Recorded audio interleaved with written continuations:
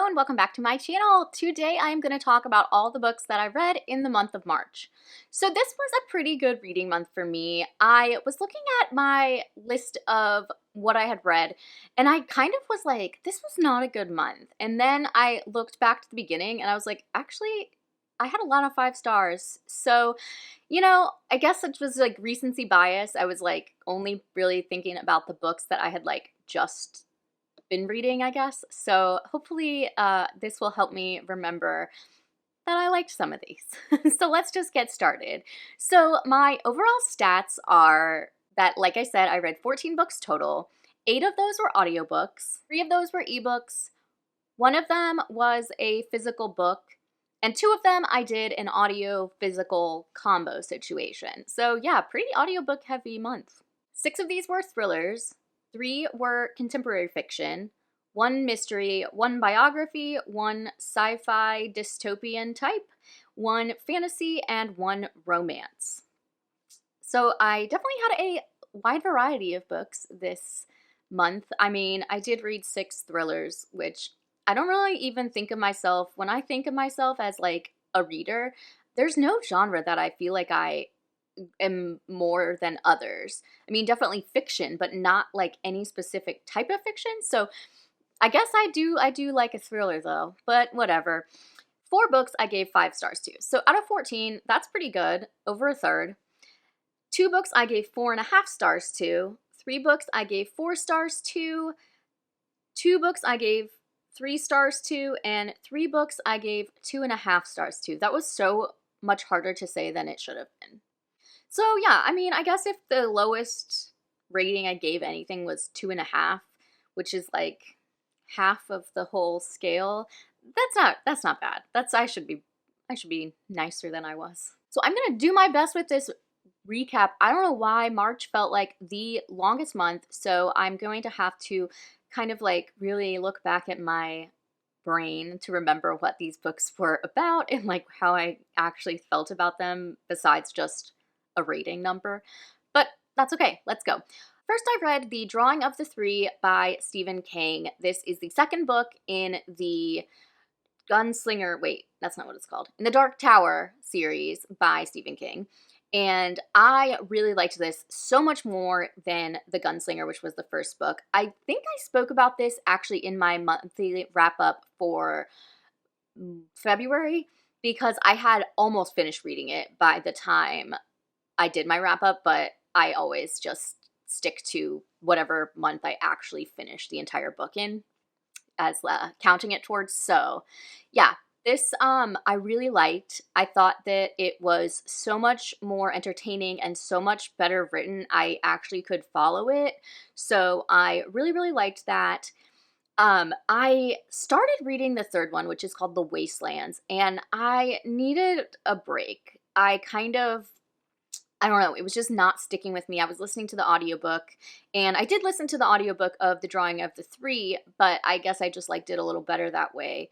So for The Wastelands, I was listening to the audiobook, and I just was like, I need a break from this. And then my library hold was up, or whatever, my loan was up. And so I ended up actually just this past weekend finding it at a used bookstore in Seattle and Pike Place Market, which was very fun and exciting. I love going into used bookstores with like a goal, like trying to find a book. Anyways, and I did. So I am hopefully going to get to that in April because I do want to continue this series and I do think that I will end up really enjoying it. I just need to be in the right space, you know? So that's enough about that book. On to the next. The next book that I read was called Not My Baby by Anya Mora. This I listened to the audiobook of, and I gave it 3 stars. This was a pretty quick one. I think it's a short story, honestly, but it's hard to tell that kind of when you're listening to an audiobook. But I thought this was fine. I was entertained, and I feel like that's a pretty like standard rating for me when it's like I liked it, but like it's not anything to write home about, but I was entertained. So yeah, that's why this one got 3 stars. So this is about a woman who is pregnant and she also is a midwife, and there's a huge storm raging outside. Her husband's not home, and she goes into labor. She ends up delivering her own baby all by herself and, like, doing what she's got to do and having a baby girl. And then when she wakes up in the morning, her husband is back from wherever he was and finds the baby and, like, that she had given birth, and keeps talking about her son. And so is like, you are delusional. You did not have a girl, you had a boy. And she's like, no, I had a girl. And they, like, the whole thing is just her, like, is she delusional or is this not her baby? So, like, pretty kind of dumb plot, honestly, but it was entertaining and a quick enough read that I was glad I read it, I guess. I don't know. The next book I read was One of the Good Guys by Araminta Hall. This I gave 5 stars to, and I read it as an ebook. So this was a book I got from a library, and I just kind of seen it around, and it looked like something I would enjoy, and I really, really did. This is about a man named Cole who has just ended his marriage, and so he leaves London to go to, like, a seaside town to kind of, like, start over fresh. There's another woman named Lenora who lives down the road from him, basically on this, like, seaside cliff, and she's also trying to, like, escape the hustle bustle of the city, and she's an artist, so she's, like, working on her next exhibit, and they sort of become friends because they're both new to town. Then there's these 2 young activists that are doing a walk from coast to coast in England to raise money for gendered violence, specifically violence against women, and they're camping out, and they go missing, like, right near this cottage. So then there is this huge, like, media firestorm and lots of tension in this small seaside town, and these 2 characters kind of realize they don't really know each other all that well, and, like, who's lying, who's telling the truth, whatever. So I thought this was, like, a very good commentary on, like, just the guys that think they're one of the good guys, and, like, how, well, I'm not like him, not all men, that kind of situation. So I thought this was really a good read, and I would definitely recommend it. Okay, I really need to pick up the pace on this because I'm already at, like, 11 minutes, and I have talked about 3 books, so we're gonna go. The next book I read was Charlie Hustle. This was written by Keith O'Brien. I read a physical arc, and I gave this 5 stars. So this book is about Pete Rose and just a biography discussing his early upbringing, his career, and his legacy, whatever that means to you. I found this so fascinating. I think I had mentioned this in a haul video that I had opinions on Pete Rose and how he's perceived now. I don't really think I need to, like, explain too much who Pete Rose is. I'm pretty sure he's, like, pretty widely known, but in case you don't know and you don't follow baseball at all, or maybe you're not in the United States and so that would not be, like, a commonly known name, whatever.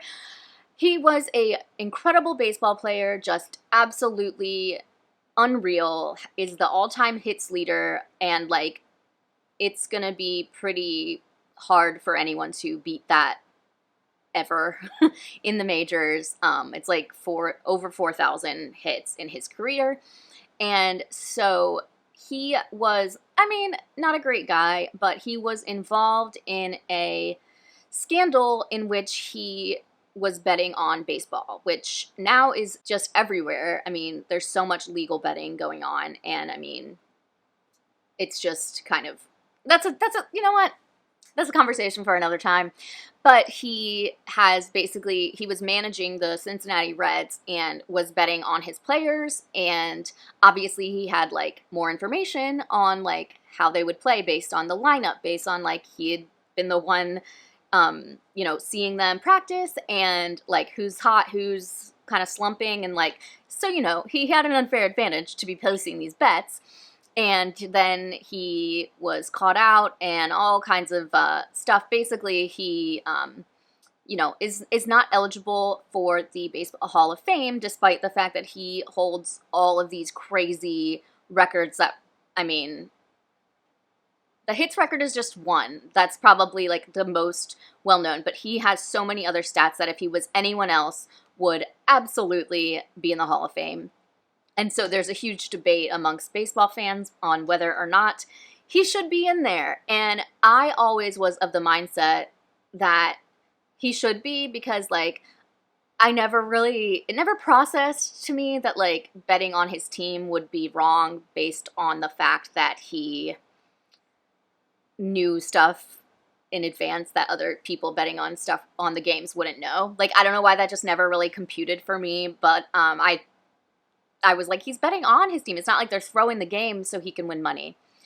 But now I feel the same way, but for different reasons. I still think he should be in the Hall of Fame, but my reasoning is because the things we are okay with is just changed so much. I mean, there's guys, yes, like PED guys, they aren't technically allowed, but like there's been no banning of any of the players involved in the Astros cheating scandal, which in my opinion is far worse because that involved innocents that like weren't really part of it. I mean, I read another book, which I will leave a link to in the comments, but, or whatever, the description. But, yeah, I have a lot of different opinions now, but the same outcome, if that makes sense. So anyways, this book was really well written. I learned so much, and I feel a lot more educated when I am trying to argue my case. So if you want to have this debate, we can. Let me know. Definitely would recommend that if you have any interest in baseball, or even just like you like a good scandal, basically. LOL, remember a minute ago when I said I was going to try to talk about this faster and then I spent 4 minutes talking about one thing? Never mind. Okay, the next book I read was Funny Story by Emily Henry. I gave this 4 stars and I listened to the audiobook. I am going to spend zero time talking about this because I made an entire video on it, which I will link up above and I will link down in the description box. So check that out if you want to know my thoughts on Funny Story. The next I read The Return of Ellie Black by Emiko Jean. This I had an ebook from NetGalley and I gave this 4 stars. This is about a detective mostly named Chelsea who is working in this small town when this girl, Ellie Black, comes back. She disappeared like a few years prior. I might be wrong about the timeline, but she came back and Chelsea had been working on her case, and so trying to like figure out where she was because she is saying she doesn't remember anything, and so trying to solve it. You've read this one before. So I liked this. I thought it was fine, I guess. I mean, I said I gave it 4 stars, which I guess in retrospect, maybe I don't think I liked it as much as I, like, at the time I was like, oh yeah, that was pretty good, but now I'm like, I'm not sure. I felt like there was a lot of needless exposition and just like filler material. I didn't really feel like I needed to advance the plot at all. I felt like the main character, Chelsea, was not really very developed, which is kind of annoying in a main character. There were also like certain things about her that I'm like she was adopted, but it never really came into play. So I'm like, okay, well, why was this needed to be like mentioned, or why was this put out there? She also had like a husband who I was sure was gonna be involved in this murder, because I was like, oh, he's only here like just a little bit, so that means he's involved. That's why we aren't getting a lot. But I won't say whether or not that's true, but you probably can tell based on my tone whether or not it's true. I did like the format because we get like a bit of narrative and then we get like a journal entry from Ellie during her disappearance, so we are like seeing it unfold and exactly how we got to where she was able to escape and come back. But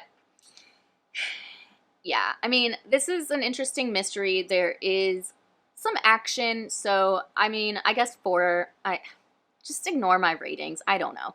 I think that you will like this if you like mysteries with action. I don't know if I would fully call this a thriller, but I guess I would. Next, I read Darling Girls by Sally Hepworth. I had an ebook from NetGalley, and I gave this 5 stars. I loved this so freaking much. This is like for sure an all-time favorite thriller now, so definitely check this out if you are a thriller reader, because I Ugh, I already want to read it again. So I have talked about this, I think, in my March video about April books coming out. I talked about how this plot kind of does sound like a book you might have read before, but it really isn't. It's about these three foster sisters who were abused in their foster home growing up, and then as adults, I mean, they've stayed very, very close. Like, they're sisters. They're not, it doesn't matter that they're not biologically related. They're sisters. And then there is a body found at the site of the home that they were abused in, and so they're asked to come back to kind of like identify, like maybe help with the investigation, and just, you know, for like their own personal closure. And it was so different than I thought it was going to be. It was so unique. It was like emotional and like heartbreaking, but also had like really good twists. All three of the sisters were like, author did a really good job making them all like very distinct personalities, but not making them stereotypes.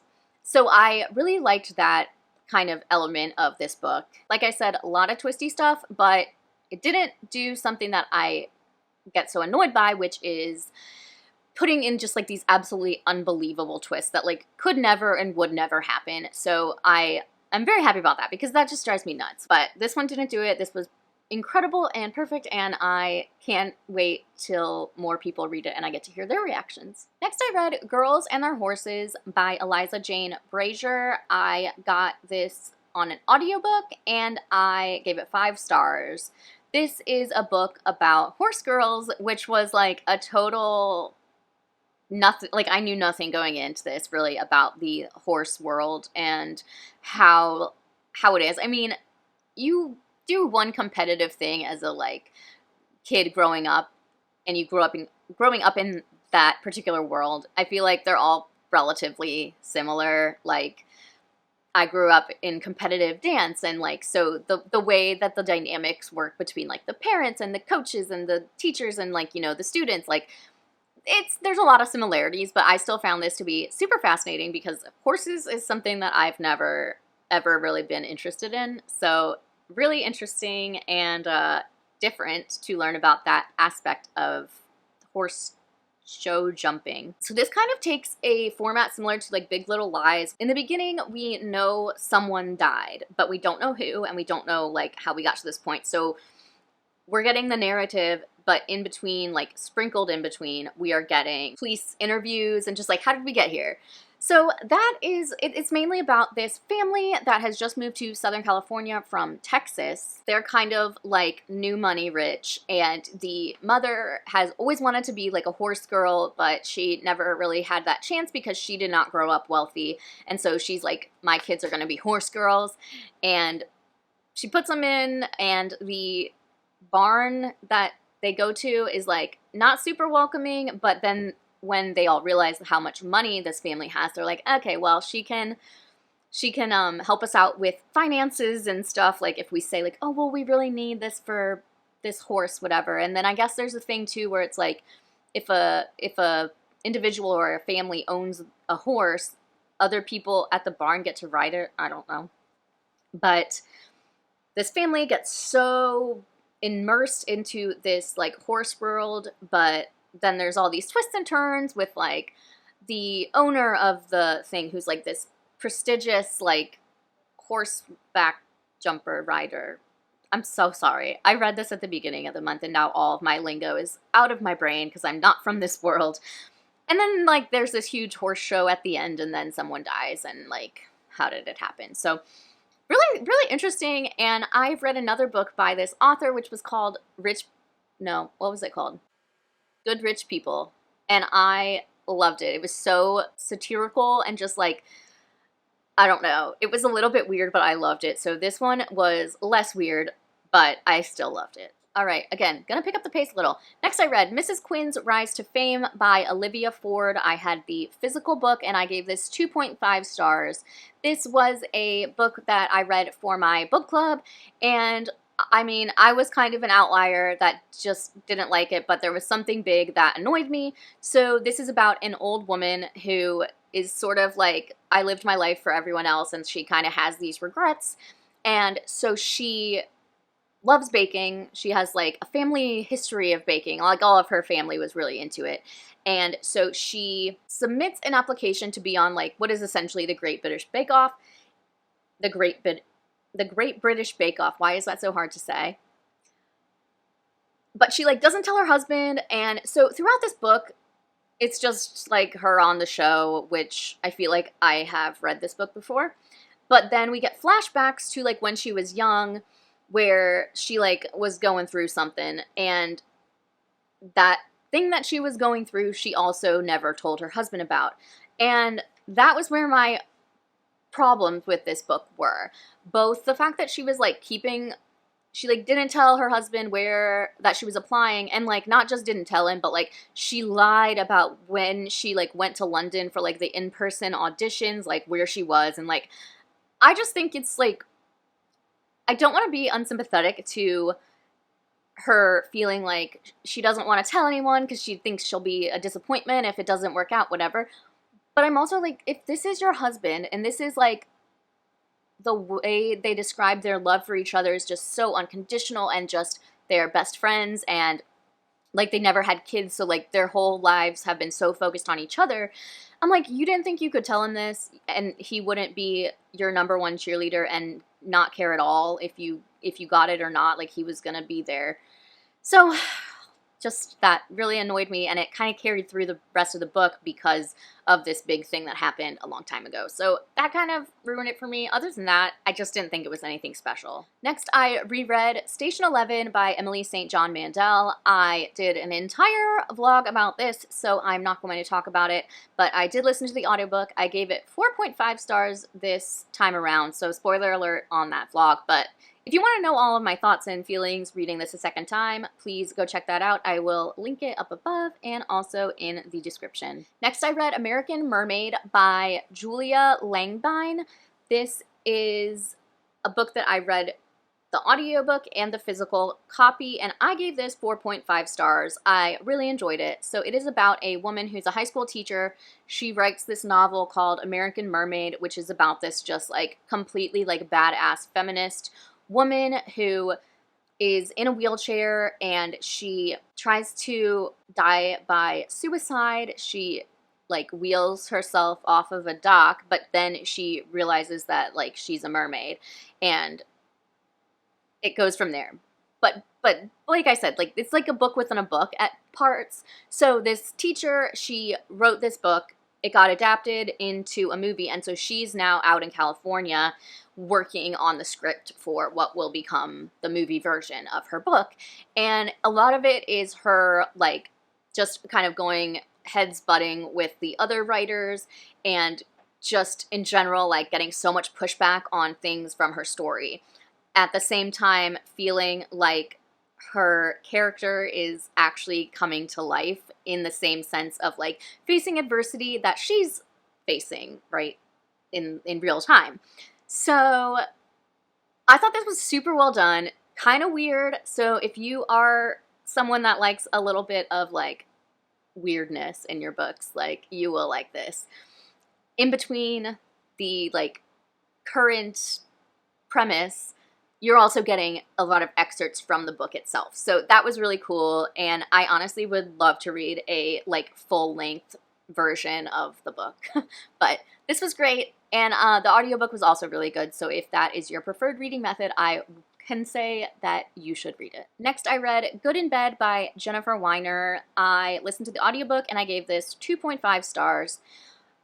I've read this before, but like probably 15 years ago, so it's been a minute. This was the book club pick for my Bar 3 book club, our like first meeting. So that was really cool. I really liked leading the discussion on this. However, I didn't really like the book. A lot of us had mixed opinions, so that was cool, like pretty good for discussion purposes. But I think this book's outdated, and I think there's a lot of things in it,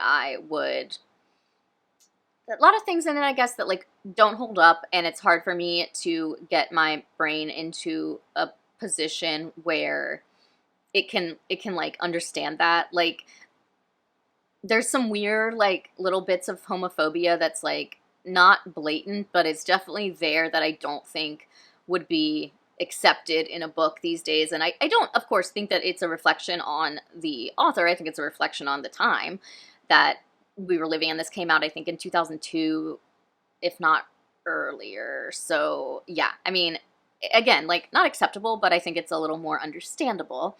There's also just the main character's whiny and annoying, and no. She's like supposed to be like 28 or 29, and she's like acts like she's 22, and I just can't. I don't like it. Next, I read The Teacher by Frida McFadden. I listened to the audiobook. I gave this 3 stars. I could say what I say about every Frida McFadden book, which is this was ridiculous, popcorn thriller. What are the other buzzwords I use? Entertaining, fast-paced. Yeah, like, it was nothing special. It was something that entertained me, though, and I had a good time while reading it. However, big trigger warnings for stuff that's, like, not really in others. Grooming is probably the biggest one. There is a big plot twist at the end, but it's also one of those things that's like, we get this huge plot twist, and I'm like, but actually, this doesn't make sense, like, looking back at the rest of the book. So do with that what you will. I mean, if you just want something fast-paced and you want to, like, be entertained, by all means, read it. And the last book I read, which was honestly one of my most disappointing reads of the month, was How to Solve Your Own Murder by Kristen Perrin. I gave this 2.5 stars, and I listened to the audiobook and also read it physically. So back in like 1960, this woman was given like a fortune by like a carnival that said that like someday she's going to be murdered. So she took that and ran with it and spent her entire life trying to not get murdered and like suspecting everyone she runs into, like, of committing her murder eventually, or trying to figure out like how they're going to murder her, whatever. It's a little crazy concept. So she's married, rich, so she has all this money. Now she's old, and she has summoned her, I think, great niece, something like that, who is the main character, up to her mansion because they want to talk about the will. Well, when she gets up there, the old woman has died, has been murdered. And so the whole entire book is like trying to solve the murder, because it's part of her will is whoever solves her murder gets to like inherit all her money. And there's like, you know, an evil cousin and like this and that, like other people in the town that feel like they're entitled to all of her money.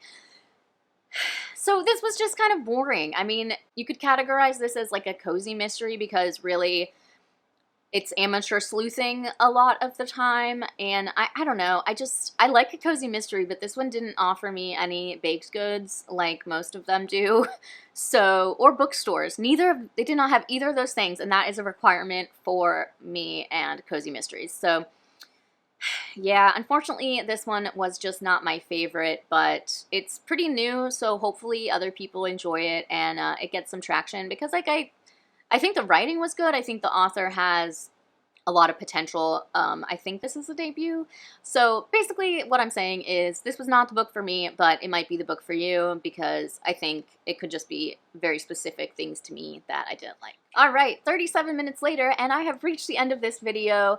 I would love to know what your favorite book in the month of March was, and what's your least favorite book, if you have read any of these, or if you want to read any of these.